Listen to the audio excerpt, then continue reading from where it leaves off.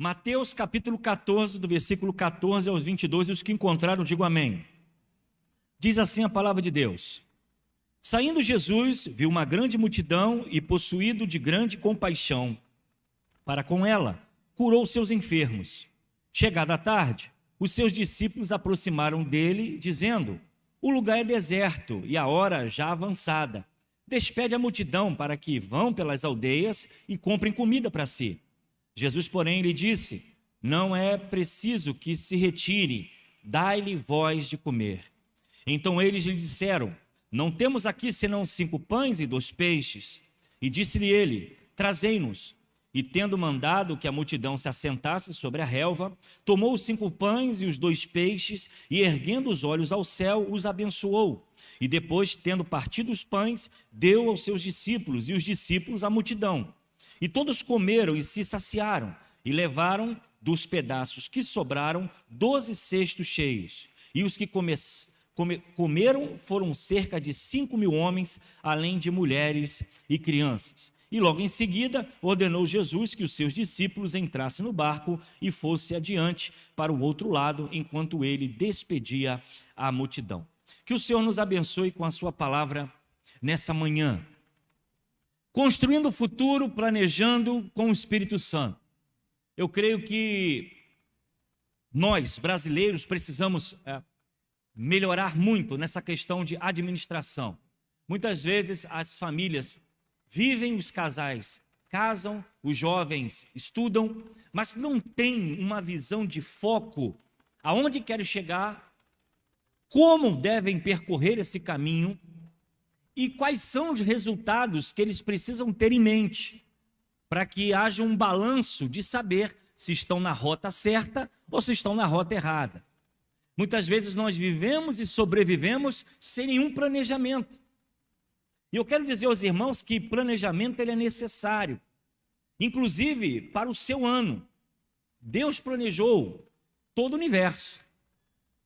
Ele planejou, ele criou, ele sustentou, ele teve um tempo de construção do mundo. E se Deus, que é Deus, construiu, planejou, teve um tempo de trabalho, imagine nós, na nossa caminhada. Quando nós olhamos, por exemplo, os Provérbios 21, versículo 5, diz assim: Os planos bem elaborados levam à fartura, mas o apressado sempre acaba na miséria. Isso é Provérbios. Provérbios nos ensinando.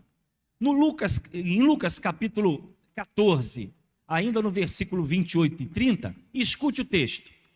Se quiser construir uma torre, primeiro não se assenta e calcula o preço para ver se tem dinheiro suficiente para completá-la?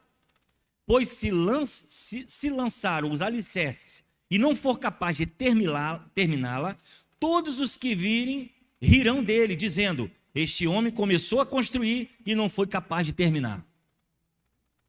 Então veja como a administração e o planejamento, eles se encontram em toda a Bíblia. O próprio ministério de Jesus foi feito baseado em planejamento, porque ele entrava em algumas aldeias e cidades estratégicas. Milagres aconteciam não às escondidas, aconteciam em praça pública, para que cada vez mais a mensagem fosse transmitida. Se nós olharmos, por exemplo, o apóstolo Paulo, nas suas viagens missionárias, nos seus alojamentos, como em Éfeso, em Corinto, eram cidades estratégicas, onde pessoas de todos os povos e nações passavam por lá. O próprio Pentecoste acontece num ambiente estratégico, em que o Espírito Santo se manifesta, há uma grande conversões e ao mesmo tempo povos de várias línguas, porque era um local de comércio, era um local de circulação de pessoas. Então o nosso Deus, ele planeja, o nosso Deus é um Deus de estratégia, e a nossa vida não pode ser diferente. Às vezes eu converso com alguns adolescentes hoje: qual é o seu projeto? Eu quero ser biólogo. Tá, beleza. E você já pensou na faculdade? Você já viu qual é a nota do Enem para você entrar? Você sabe o que você tem que fazer? E qual é o seu planejamento futuro financeiro em relação a se formar e se sustentar?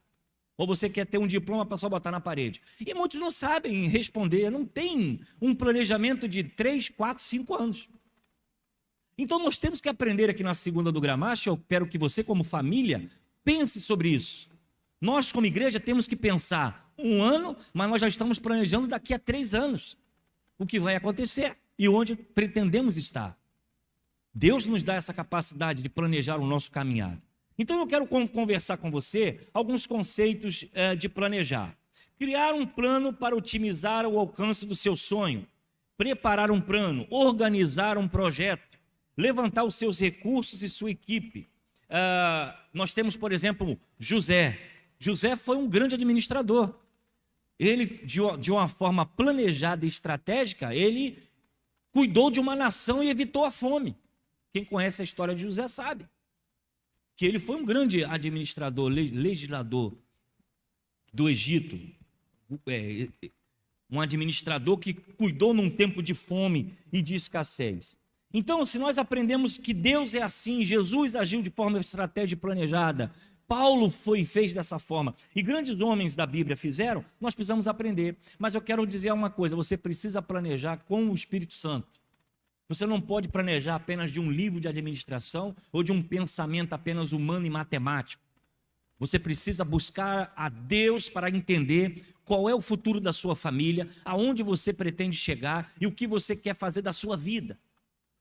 Irmãos, se nós não temos um propósito, nós andamos em todas as direções. É importante que você, como membro dessa igreja, você como família dessa igreja, tenha um propósito no seu coração. O que você quer fazer da sua vida? O que você deseja fazer dos anos que ainda te sobram? E você não sabe o tempo da nossa partida, eu também não sei a minha, mas o que você está fazendo da sua vida? Você só pode chegar se você planejar. Se empurrar a vida com a barriga, levar como Deus quiser, provavelmente você pode chegar a 2022 no final, 2023, 2024, e você olhar para trás e ver que nada avançou, nada progrediu. Então, o primeiro ponto que eu quero trazer a você é que quando você for planejar, mantenha sempre um olhar de misericórdia. Olhar de misericórdia é olhar também para o outro, não é só para si. Olhar para a necessidade daquele que está à nossa volta, daquele que precisa do cuidado, que precisa do amparo. Você precisa planejar, mas também pensar na sua família. Você precisa pensar naqueles que estão à sua volta. Você não pode ser alguém egoísta ou egocêntrico, só o meu, só eu. Não, você tem que pensar em todos que estão à sua volta. Seu pai, sua mãe. Você vai fazer um planejamento, quem são as pessoas que dependem de você, que estão com você? Os filhos? Então o seu planejamento tem que ser um olhar de misericórdia. Olhar também quem está à sua volta e quem são aqueles que estão juntos na sua caminhada. E aí quando nós olhamos, por exemplo, o versículo 14, diz assim: quando Jesus saiu do barco, viu tão grande multidão, teve compaixão dele e curou os seus doentes. Então veja, Jesus dentro do seu planejamento teve misericórdia de pessoas que estavam necessitando. O nosso planejamento pessoal, o nosso planejamento não pode ser apenas um planejamento do que eu quero, do que eu penso. Você precisa sentar com a sua família, com seus filhos, sentar com aqueles que estão à sua volta e pensar e sonhar juntos. Porque muitas vezes o homem, ele pensa em si e anula a vontade da esposa. E muitas vezes ao contrário. A esposa só pensa em si, só quer a sua vontade, o seu querer e anula o desejo, o pensamento do seu esposo. E aí o que vai acontecer isso vai se dar ruim. Vai ter problemas no casamento, vai ter problema no diálogo, vai ter problema em vida a dois. Porque quando os dois se formam um, o sonho de um tem que ser o sonho do grupo, da família, dos filhos. Então quando você for fazer o seu planejamento, pense em quem está à sua volta. Vai prejudicar alguém? Vai dificultar a vida de alguém? Vai impedir de alguém de avançar junto com você? Você precisa pensar.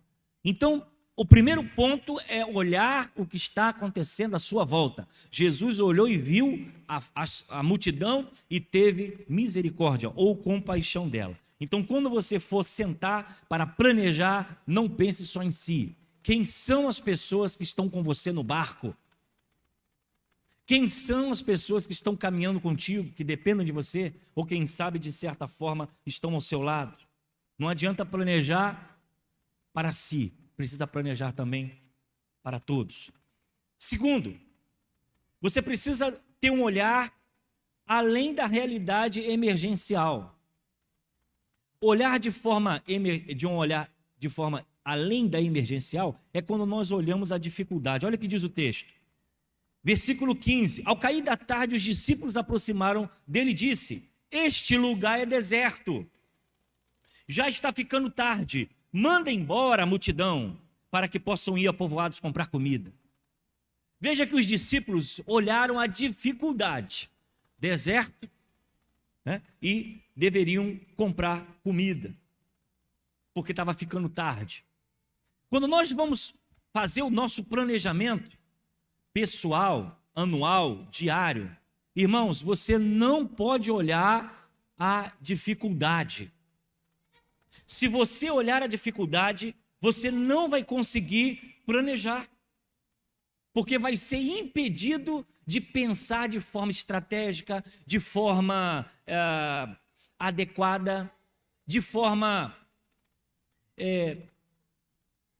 palpável, que tem alcance. Porque planejar também coisas loucas não adianta. Você tem que planejar aquilo que está ao seu alcance. Então, quando você for planejar, você viu dificuldade, não se prenda à dificuldade. Tenta vencer a dificuldade. Quer ver uma coisa? Economia. Ah, eu não consigo juntar dinheiro porque eu ganho pouco. Irmão, se for nessa conversa, você não vai chegar a lugar nenhum. O que você tem que fazer? Você tem que olhar para aquilo que você realmente tem, que é prioridade para a sua vida. O que não for prioridade para a sua vida, você tem que tirar. Está gastando celular demais? Tira. Você não nasceu agarrado a um celular. Ele não é prioridade em sua vida. Alguns vão dizer que é. Nós vivemos até a década passada sem isso. E há muitos que nem usam e continuam vivendo. Para um trabalho, para um negócio, claro, é útil, mas também existem outros meios. O seu carro anda, seu carro não te deixa a pé, o teu carro te ajuda a levar uma esposa no médico, um filho no médico, a levar o teu trabalho, beleza, você não precisa de ter uma Ferrari. Você não precisa ter o carro top do ano para se endividar. Então, quando nós fazemos o planejamento, nós não temos que olhar a dificuldade. Não, eu tenho que ter isso, porque o que vão pensar? O nosso planejamento tem que interessar a você e a sua família e a sua vida, não o que os outros pensam, ou o que os outros acham, ou que a opinião de A e de B. Os discípulos aqui colocaram dificuldade. Olha, é longe, é deserto e está ficando tarde. E a multidão tem que comer. Então, quando você for planejar, irmãos, não olhe a dificuldade. Planeje, sente, organize, prepare aonde você quer chegar, quais são os passos que você tem que dar. Isso aqui é difícil, dá seu jeito. Está sem tempo, faz tempo. Vê menos televisão, fica menos no celular, pega um livro para ler, vai fazer o curso, vai fazer um preparativo, um concurso. Eu não sei o que você tem que fazer, mas você tem que sair da posição que você está. Nós não podemos, irmãos, entrar um ano e um outro ano sem progresso. Desde que eu cheguei aqui nessa igreja, eu tenho falado dessa minha liderança. Todo ano a gente tem que contar uma história. Todo ano a gente tem que inventar alguma coisa. A gente tem que fazer, tem que construir, tem que montar ministério, tem que evangelizar, tem que preparar congresso. Nós temos que fazer alguma coisa, porque cada ano tem que ser uma vitória. E nós temos que celebrar. Assim é a sua família. As coisas são difíceis para todo mundo, irmãos. Nunca teve fácil. Para uns nunca teve fácil. Mas a gente precisa avançar. De repente, você tem que pensar, melhorar a sua casa. Não dá para fazer a casa toda, mas faz pelo menos o quarto. Ou faz a sala. Ah, eu preciso estudar. Faça alguma coisa que está ao seu alcance, mas aproveite o ano. Mas se você não planejar, não sonhar, não ter uma perspectiva, é capaz do ano passar e você não deu um passo positivo na sua vida. E não é porque Deus não te abençoou, não. Porque Deus continua nos abençoando. Às vezes é a gente mesmo que se encolhe e não planeja. Então junte o que for possível. Não dá para juntar 100 reais, bote 50, guarde 30 reais, guarde 10. Para de comer aquele cachorro quente no final de semana. Para de gastar dinheiro com coisa que não tem necessidade. 3, 4 TVs a cabo ligada. 5 televisões dentro de casa, um na sala, tudo quanto é o quarto, tem até na cozinha, para não perder a novela. A gente tem que ter cuidado, irmãos, com as nossas coisas, administrar. Tem gente que anda em aperto financeiro, não é porque Deus não dá, não. Deus dá, às vezes ele não sabe cuidar. Então essas coisas eu preciso passar baseado na Bíblia. Então veja só, os discípulos colocam dificuldade. Nós não temos que ter dificuldade na administração. Temos que olhar o que pode fazer. É isso aqui é mais difícil, nós vamos caminhar para o mais difícil. Porque se não conseguir o mais difícil, o mais fácil já está na mão. E nós vamos caminhar assim. Então as famílias, a nossa igreja, e eu falo aqui para você, jovem, adolescente, meu filho, tem curso pela internet, tem inglês de graça na internet, até francês tem. Só não estuda quem não quer. Se eu entrar hoje lá, colocar curso gratuito, vai ter Sebrae, vai ter a USP, vai ter até faculdades dando curso, que aquilo vai fazer o seu currículo, vai colocando um por um. No dia que você for entregar o seu currículo no emprego, alguém vai olhar e falar assim, nossa, quantos cursos ela tem? Agora chega lá, bota um curso de nível superior. Ah, sou formado em pedagogia, história. O que tem mais? Nada. Então, irmãos, a concorrência lá fora é feroz. O mercado de trabalho está cada dia mais exigente. Antigamente, segundo grau resolvia. Hoje, faculdade não resolve mais, nem pós-graduação. O pessoal está querendo 3, 4 idiomas para você arrumar um bom emprego. Então, assim, depende de nós, você tem que planejar. Começou o ano, o que você vai fazer? Então, temos que pensar isso. E para os mais maduros, nós temos também outras coisas. Uma outra profissão, aprender eletricista, estou desempregado, você sabe fazer. Eu sei dirigir, beleza, é bênção dirigir. Mas tem tido campo? Não, tem que procurar outro. Tem que aprender outra coisa. Então você precisa planejar. Então, além de um olhar de misericórdia e um olhar de não ficar preso à sua realidade e além dela, seja parte do planejamento. Olha o que diz o versículo 16. E respondeu Jesus, eles não precisam ir, deles vocês algo para comer. Olha que legal.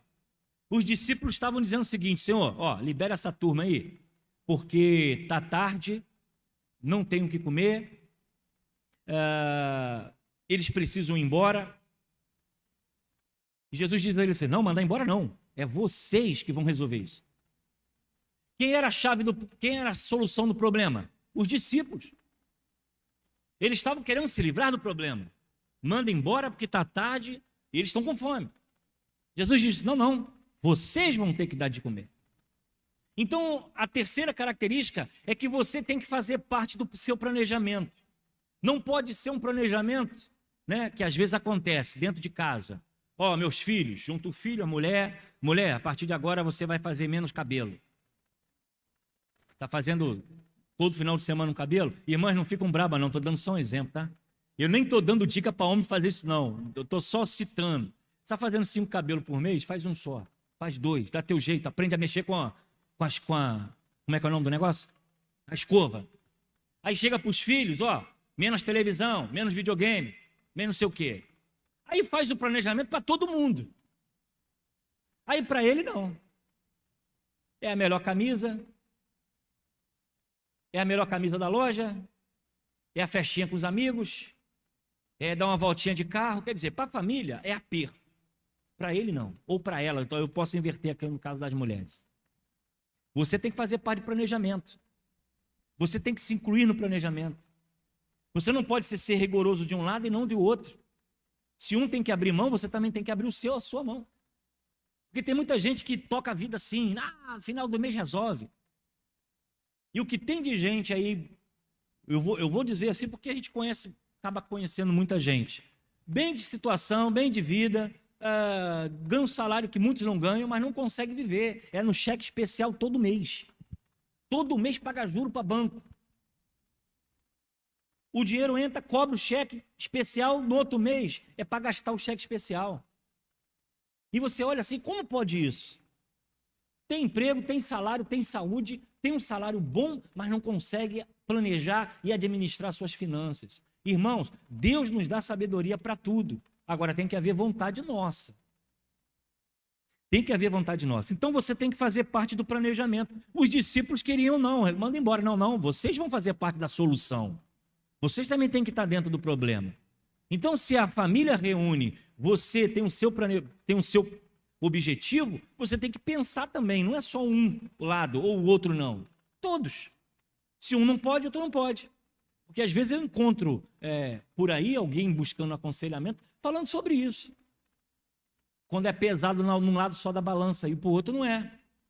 Nós temos que ter cuidado com isso. Então a solução do problema é todos juntos num só propósito, planejando um ano abençoador. Quinto, organize o seu ambiente de trabalho e planejamento. Olha o que diz o versículo 19. E ordenou que a multidão se assentasse na grama. Veja só, diz o texto que tinha mais de 5.000 pessoas. Qual é a estratégia aqui? Senta todo mundo na grama, porque a gente consegue ver e consegue servir de forma adequada. Veja como o texto é rico no planejamento. Mandar sentar na grama não foi uma coisa assim, manda sentar na grama não. Foi estratégico. Teve um objetivo e teve um propósito. Senta na grama, porque na hora que passar o pão e o peixe vai ser fácil de servir. E o que nós aprendemos com isso? Irmãos, nós temos que organizar a nossa vida financeira, temos que organizar a nossa vida de trabalho, anual, mensal, diário. Eu tenho um costume, muitas vezes, antes de dormir, já fazer apontamento, o que eu tenho que resolver. Eu tenho que resolver isso aqui, o carro está ruim, eu tenho que ir no banco, tenho que resolver o negócio da igreja, eu tenho que ligar para fulano de tal, eu tenho que fazer não sei o que, está anotado. Às vezes eu divido, eu estou falando o que eu faço, não estou dizendo que eu sou perfeito, mas é o que eu tento fazer. Essa aqui é a parte da manhã, essa aqui é a parte da tarde.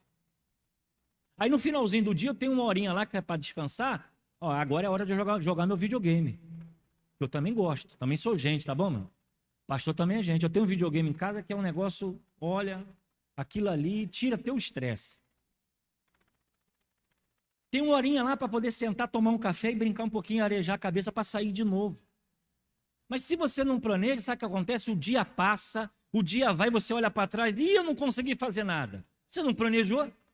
Você não colocou no papel onde você tinha que ir? Você não colocou a hora que você... Quer ver outra coisa? Hora para acordar. Irmão, não tem coisa melhor do que você acordar cedo. Sempre tive o hábito de acordar cedo. Depois que comecei então a caminhar e correr aí, o negócio está maravilhoso. Não tem coisa melhor de você acordar e ganhar o dia rende, a coisa fica boa, você consegue fazer, sobra até tempo. Agora, acordar tarde, não tem planejamento de acordar, não tem planejamento de o que vai fazer no dia, não avança. E aí, quando eu falo do trabalho, mais ainda, dos estudos, mais ainda, quantos livros você vai ler? É preciso leitura, irmão, no nosso meio. Nós somos cristãos, nós somos crentes, amamos a Bíblia Sagrada, a leitura faz parte da vida cristã. Você precisa de ler a Bíblia, mas precisa também ler livros que vão te inspirar.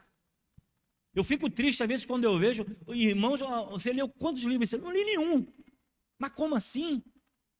Consome o tempo no celular passando o dedo ali o dia todo. Legal. Dá 2, 3 gargalhadas e o dia está passando, a sua vida está indo embora. É sério. Nós precisamos planejar, irmãos, para poder prosperar. A gente planta para colher. A gente trata a terra, planta para colher. Tem gente querendo colher, mas não está plantando. Tem gente que quer bênção de Deus, mas não está fazendo nada. Tem gente que quer prosperar e não consegue. Por quê? Porque não faz a sua parte. Cabeça, sabedoria, inteligência. Senta, pede ajuda de alguém. Pastor, pode me ajudar aqui a planejar? O que você faz, meu filho? Eu faço isso, então vamos aqui, vamos conversar aqui. Vai conseguir dia, vai conseguir minutos para fazer. Então, organize o seu ambiente de trabalho, a sua casa. Irmã, que hora você lava a louça? Irmã, que hora você faz o café? Irmã, que hora você vai limpar a casa? Meu irmão, você que é chefe da família, que hora você vai consertar aquele cano que está quebrado? Aquela parede que está suja? Quando você vai fazer isso? A sua esposa já está reclamando um mês, você vai fazer quando? O telhado está vazando, quando você vai mexer nisso? Vai sair do seu lugar para resolver. Não dá para fazer agora, faz amanhã, faz depois, mas faça. Planeje, organize o seu dia para que a sua família, para que você esteja bem. Então veja, mandou sentar, senta todo mundo aí na grama para poder distribuir. Isso é estratégia, isso é planejamento. E sexto, tenha sempre uma iniciativa de gratidão e fé. Olha o que diz: tomando os pães e os peixes, olhou para o céu e deu graças e partiu o pão. Gratidão. Gratidão é algo que a gente precisa ter na nossa vida. Eu estava lendo um videozinho que até compartilhei em um grupo. Um empresário estava dentro da sua casa, mexendo na geladeira, olhou pela janela, encontrou um morador de rua mexendo no lixo. Ele levantou os seus olhos ao céu e disse: obrigado, Senhor, porque eu não tenho que mexer no lixo. O morador de rua que mexeu no lixo andou mais um pouco à frente e encontrou alguém que estava machucado, ferido, e estava indo para o hospital. O morador de rua disse: Senhor, obrigado, porque eu não estou machucado nem estou doente. O que estava machucado e doente foi para o hospital. Quando ele chegou no hospital, ele encontrou uma maca com um corpo dentro de um saco.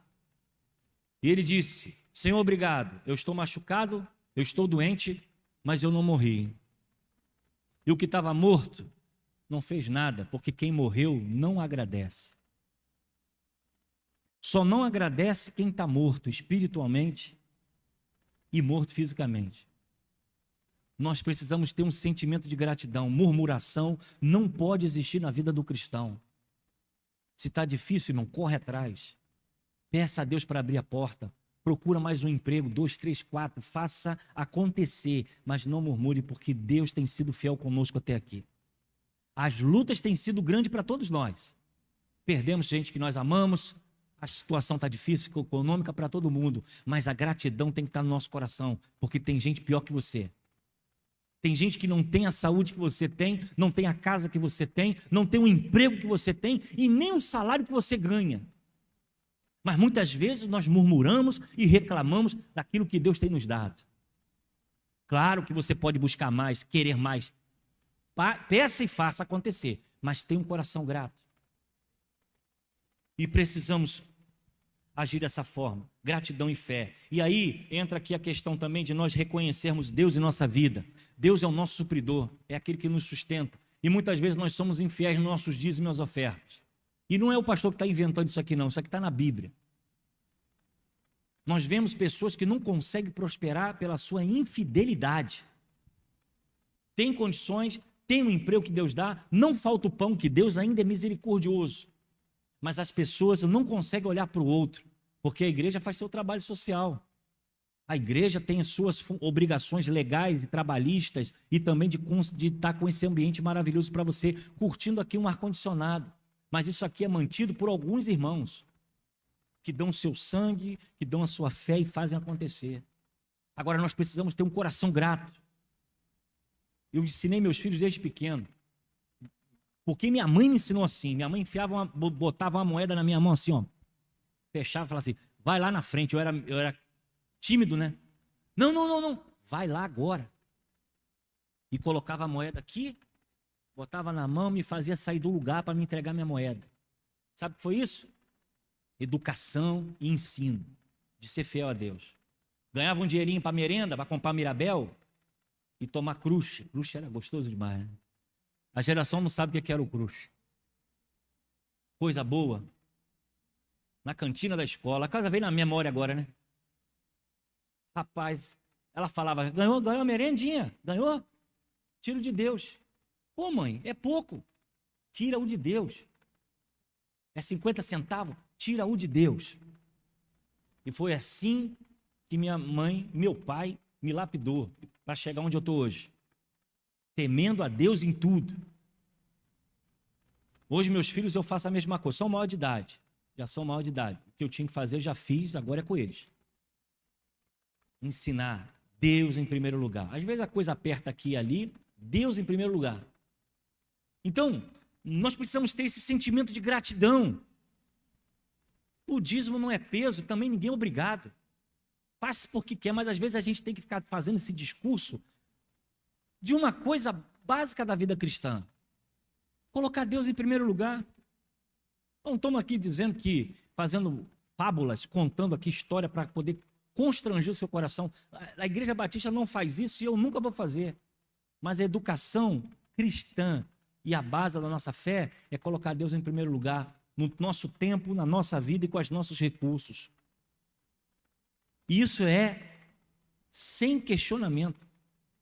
Apesar que as filosofias, as teologias de hoje levam a outro caminho. Mas a igreja, a obra missionária, os missionários dependem de nós. A obra da igreja depende de cada um de nós. Para poder fazer mais, para poder alcançar mais, para poder ajudar mais gente. E nós precisamos ter esse sentimento de gratidão. Ele tomou os 5 pães, os peixes, agradeceu e partiu entre eles. Ele agradeceu e partiu o pão e o peixe. Quando nós também entregamos o nosso dia, nós estamos partindo, compartilhando, partilha com aqueles que não têm, trazendo o seu quilo, trazendo o seu alimento. 7º e último, para a gente poder fazer a ceia do Senhor. Nunca trabalhe em um ambiente de desperdício. Versículo 20. E todos comeram e ficaram satisfeitos, e os discípulos recolheram 12 cestos cheios de pedaços que sobraram. Desperdício é um pecado na nossa vida. Comida que a gente bota no prato, eu aprendi também desde pequeno, mas no quartel foi pior. Botava a comida no prato que o soldado tinha que comer. E se chegasse na bandeja lá para devolver, volta, come o resto. Quem serviu aqui sabe o que é isso. Bom, pelo menos no meu tempo era assim, não sei agora, né? As coisas mudaram. Mas desde pequeno era assim, você bota no prato que você come, o que você não quer, você depois repete. As coisas que nós temos que cuidar delas. Mas não é fazer desperdício, temos que ter cuidado com a alimentação, cuidado com as coisas que a gente compra. Não sair por aí estragando coisa, fazendo coisa sem necessidade. Veja, se multiplicou o pão e o peixe e os discípulos juntaram o que sobrou. Ninguém jogou fora nada não. Recolhe, guarda. Agora, eu não estou dizendo a você que você vai guardar troço velho na sua casa. Sofá está velho, irmão, aí está na hora de trocar, troca. Mas eu estou dizendo aqui desperdício. Coisa que você pode, não precisa abrir mão, você pode caminhar mais um pouco com ela, você pode guardar um pouco mais, você pode gastar um pouco mais. Então, nunca trabalhe num ambiente de desperdício, porque quem desperdiça não tem nada, é saco furado, entra e vai embora. Então, cuide, isso é mordomia cristã, cuide das coisas que Deus te dá, da sua casa, das suas finanças, do seu dinheiro, das coisas que você tem na sua casa. Planeje, pense, organize a sua vida. O que você deseja para 2022? Aonde você quer chegar na casa de Deus? Aonde você quer chegar no ministério? Aonde você quer chegar servindo a Deus? Onde você pode se colocar e ser útil, mas você precisa planejar o seu tempo, o dom e o talento que você tem. Planejar, é preciso fazer isso, para que 2022 seja um ano produtivo para todas as famílias. E eu espero, terminando a mensagem, chegar no final do ano e falar: pastor, lembra daquela mensagem de janeiro? Eu planejei e olha, pastor, a bênção que eu recebi. Eu quero ver a bênção que você vai receber. E nós vamos receber em nome de Jesus, amém? Então você vai começar a plantar hoje, amanhã, segunda-feira, começa a olhar para a sua casa, o que está acontecendo na sua vida, olha as suas finanças, senta com a sua esposa, com o seu filho, vamos organizar aqui, tem que cortar o quê? Isso aqui não precisa, isso aqui não é prioridade, isso aqui eu posso abrir mão? Vamos embora, porque 2022 vai ser um ano de bênção, e é um ano de cuidado que nós estamos tendo na igreja. É o ano do cuidar, e essa mensagem nessa manhã é para cuidar da sua vida, da sua família e te dar orientação segundo a palavra de Deus. E para fechar, Salmo 37, entrega o teu caminho ao Senhor, confia nele e ele agirá. Vou repetir agora com planejar, com projeto. Entrega o teu caminho, projeto ao Senhor, confia nele e ele agirá. Eu creio nessa palavra, amém, irmãos? Eu creio que Deus é conosco. Sua saúde, sua vida, sua casa, planeje. Deus vai estar entrando com providência. Vamos falar com o nosso Deus. Pai, recebe, ó Deus, a nossa oração nessa manhã. Toma o teu povo em tuas mãos. Nos ajude, ó Deus, a ter sabedoria na administração da nossa vida, da nossa casa, do nosso tempo. Nos faz, ó Deus, prosperar com a sabedoria do teu Espírito Santo. Orienta, ó Deus, a vida dos teus filhos, a casa, o seu andar, tudo que eles vão fazer, que eles tenham um coração grato, que eles tenham um coração, ó Deus, entendendo a tua vontade, e fala ao nosso coração. É o que eu oro e te agradeço, no nome de Jesus, amém. Que Deus assim nos abençoe.